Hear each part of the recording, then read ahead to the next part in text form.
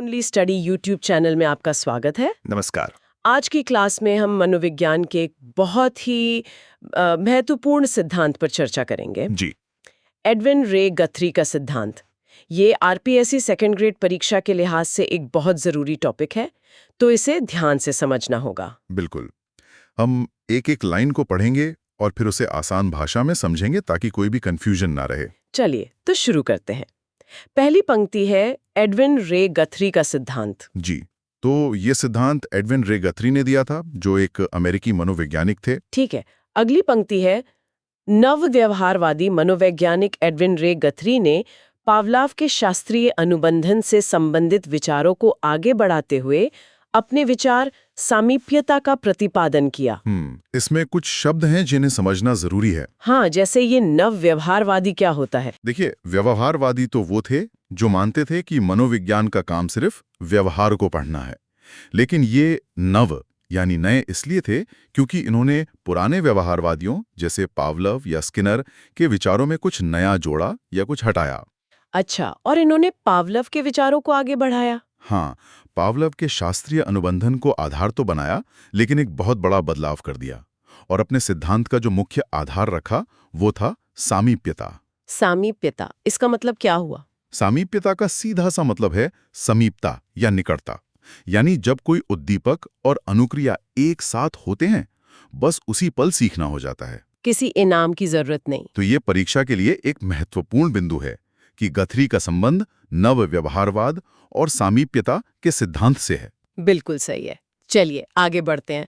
अगली पंक्ति कहती है गथरी अनुक्रिया से बढ़कर अनुक्रिया की गत्यात्मक गतिविधि को महत्वपूर्ण मानते हैं। ये गत्यात्मक गतिविधि क्या है? ये सुनने में थोड़ा मुश्किल लग रहा है। हाँ, ये गथरी के सिद्धांत की एक बहुत गहरी बात है। देखिए, अनुक्रिया मतलब कोई काम करना, जैसे बटन दबाना। ठीक है। लेकिन गथरी के लिए सिर्फ ये जानना काफी नहीं था कि बटन दबाया गया। वो इससे भी ज्यादा सूक्ष्म स्तर पर जाते थे। वो ये देखते थे कि बटन दबाने के लिए हाथ कैसे आगे बढ़ा, कौन कौन सी मांसपेशियों का इस्तेमाल हुआ। ओह अच्छा। ये जो छोटी छोटी शारीरिक हलचल हैं, इन्हीं को गत्यात्मक गतिविधि कहते हैं। तो मतलब सीखना बड़े लेवल पर नहीं, बल्कि इन बहुत छोटी छोटी हरकतों के लेवल पे होता है। बिल्कुल, जैसे साइकिल चलाना सीखना। इसमें सिर्फ पेडल मारना एक अनुक्रिया नहीं है। नहीं, बल्कि शरीर का संतुलन बनाना, हैंडल को पकड़ना, पैडल पर पैर रखना, ये सब हजारों छोटी छोटी गत्यात्मक गतिविधियां हैं। जब ये सब एक साथ सही होती हैं, तब हम कहते हैं कि हमने साइकिल चलाना सीख लिया। ये तो बहुत ही दिलचस्प है। ठीक है, अगला बिंदु है इनके प्रयोगों के बारे में। अपने सिद्धांत के प्रतिपादन में गथरी ने सहयोगी हॉटन के साथ बिल्लियों पर प्रयोग किए। जी, तो अपने इस सिद्धांत को साबित करने के लिए उन्होंने प्रयोग किए, और ये जानना जरूरी है कि किस पर किए। बिल्लियों पर। हाँ, बिल्लियों पर। और उनके साथ एक सहयोगी भी थे जिनका नाम था हॉटन। ये दोनों नाम परीक्षा के लिए जरूरी हो सकते हैं। गथरी और हॉटन, प्रयोग बिल्लियों पर। ठीक है जी, और इन्हीं प्रयोगों से शायद उनका सबसे प्रसिद्ध विचार सामने आया। अगली लाइन है यह सिद्धांत सीखने की प्रक्रिया में प्रथम सफल प्रयास पर बल देता है। यही गथरी के सिद्धांत का दिल है। इसे एकल प्रयास सीखना या वन ट्रायल लर्निंग भी कहते हैं। एकल प्रयास सीखना मतलब एक ही बार में सीखना। हाँ, उनका मानना था कि कोई भी जीव किसी काम को बार बार अभ्यास करके नहीं सीखता। तो फिर कैसे? वो उस काम को पहली बार में ही सीख जाता है जिस क्षण वो उसे करने में सफल हो जाता है। सीखना एक झटके में होता है, धीरे धीरे नहीं। एक उदाहरण से समझाएंगे? जरूर।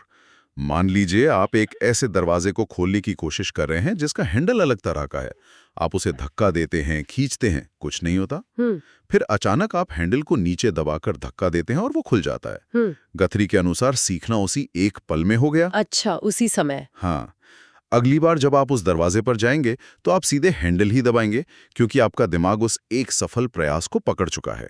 लेकिन यहाँ एक सवाल उठता है, अगर हम एक ही बार में सीख जाते हैं तो फिर अभ्यास की क्या जरूरत है? हम प्रैक्टिस क्यों करते हैं? बहुत अच्छा सवाल है, और इसका जवाब अगली पंक्ति में है। यह सिद्धांत निपुणता के अर्जन में अभ्यास के महत्व को बताता है। बिल्कुल, गथरी सीखने और निपुणता में फर्क करते हैं। सीखना तो पहले सफल प्रयास में हो गया, मतलब आपको पता चल गया कि दरवाजा कैसे खुलता है। ठीक है। लेकिन उस काम में निपुणता यानी मास्टरी या परफेक्शन लाने के लिए अभ्यास जरूरी है। तो सीखना और निपुणता दो अलग अलग चीजें हैं। हाँ, जैसे आपने पहली बार में साइकिल चलाना सीख तो लिया, आप गिरे नहीं, पर रोज अभ्यास करके ही आप भीड़ में या तेजी से या हाथ छोड़कर साइकिल चलाने में निपुण होते हैं। अभ्यास सीखने को नहीं, निपुणता को बढ़ाता है। समझ आ गया। बहुत ही साफ तरीके से समझाया आपने। शुक्रिया। आगे है समीपता का सिद्धांत, नवीनता और प्राथमिकता की पुष्टि करता है। जी, गथरी का सिद्धांत इन 3 चीजों को भी मानता है। समीपता तो हमने समझ लिया, उद्दीपक और अनुक्रिया का एक साथ होना। हाँ।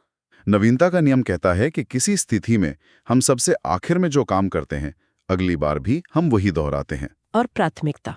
और प्राथमिकता मतलब जो काम सबसे पहले किया जाता है वो भी याद रहता है। हालांकि गथरी के लिए नवीनता सबसे ज्यादा महत्वपूर्ण थी। ठीक है।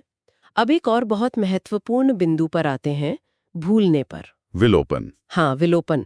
पंक्ति है, विलोपन का कारण पुनर्बलन का अभाव नहीं, अपितु व्यवधान है। ये गथरी का एक और क्रांतिकारी विचार था। कैसे? देखिए, दूसरे मनोवैज्ञानिक जैसे स्किनर मानते थे कि जब किसी काम के लिए इनाम यानी पुनर्बलन मिलना बंद हो जाता है तो हम वो काम भूल जाते हैं।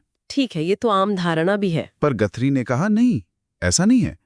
हम इनाम की कमी से नहीं भूलते, हम किसी आदत को तब भूलते हैं जब उसी स्थिति में कोई नई आदत सीख लेते हैं जो पुरानी वाली में व्यवधान या रुकावट डालती है। तो मतलब यादें डिलीट नहीं होती, बस ओवरराइट हो जाती हैं। क्या बात है, बिल्कुल सही शब्द इस्तेमाल किया आपने, ओवरराइट हो जाती हैं। जैसे मैं पहले स्कूल एक पुराने रास्ते से जाती थी, फिर एक नया छोटा रास्ता बन गया, अब मैं नए रास्ते से जाने लगी।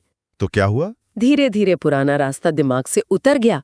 तो यहाँ भूलने का कारण इनाम की कमी नहीं, बल्कि नए रास्ते मतलब नई आदत का व्यवधान है। एकदम सही पकड़ा।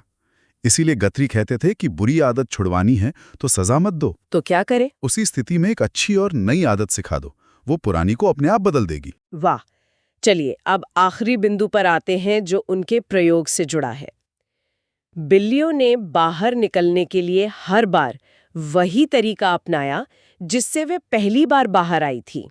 इसी को रूढ़िबद्ध व्यवहार, स्टीरियोटाइप बिहेवियर कहते हैं। जी, गथरी और हॉटन ने अपने प्रयोग में ये बहुत साफ साफ देखा।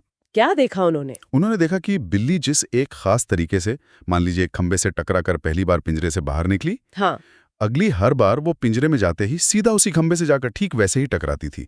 उसने कोई नया या बेहतर तरीका खोजने की कोशिश ही नहीं की। अच्छा, मतलब जो पहली बार काम कर गया बस उसी से चिपक गई। बिल्कुल।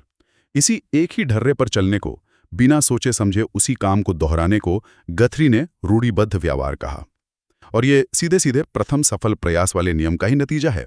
ये तो सिर्फ बिल्लियों की बात नहीं है, ये तो हम सब पर लागू होता है। हाँ, बिल्कुल होता है। बहुत खूब। तो ये था गथरी का सिद्धांत। चलिए परीक्षा के लिए 1 मिनट में सब कुछ दोहरा लेते हैं। जरूर। तो एडविन गथरी कौन थे? नवव्यवहारवादी। उनके सिद्धांत का मुख्य आधार क्या था? समीपता का सिद्धांत। सीखना कब होता है? प्रथम सफल प्रयास में। यानी एकल प्रयास सीखना। हाँ। तो फिर अभ्यास क्यों जरूरी है? सीखने के लिए नहीं, निपुणता के लिए। अच्छा, और हम भूलते क्यों हैं? पुनर्बलन की कमी से नहीं, बल्कि नई आदत के व्यवधान से। उन्होंने प्रयोग किस पर किया? बिल्लियों पर। और उनके सहयोगी कौन थे? हॉटन। और प्रयोग का मुख्य परिणाम क्या था? रूढ़िबद्ध व्यवहार यानी स्टेरियोटाइप बिहेवियर। शानदार। सारे मुख्य बिंदु कवर हो गए। जी। इसी के साथ आज की क्लास यहीं खत्म करते हैं। इसी तरह पढ़ते रहो, मस्त रहो, मुस्कुराते रहो।